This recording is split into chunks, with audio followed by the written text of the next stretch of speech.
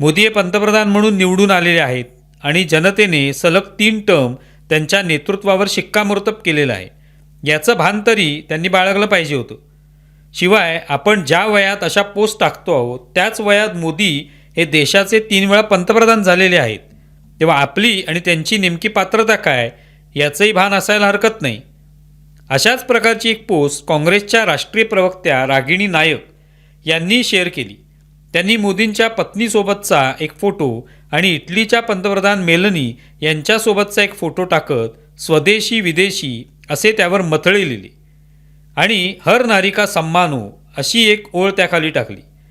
Social मीडियावर आजकाल असे अनेक पडीक लोक आहेत जे कुणाच्या तरी समर्थनार्थ अशा पोस्ट तयार करतात आणि आपला कंड शमवण्याचा प्रयत्न करतात.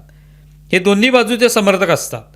काँग्रेसच्या नेत्यांच्या बाबतीतही अशा पोस्ट अनेक वेळा व्हायरल झालेल्या आहेत. पण म्हणून प्रवक्त्यांनी इतक्या खालच्या स्तरापर्यंत जाण्याची अजिबात आवश्यकता नसते.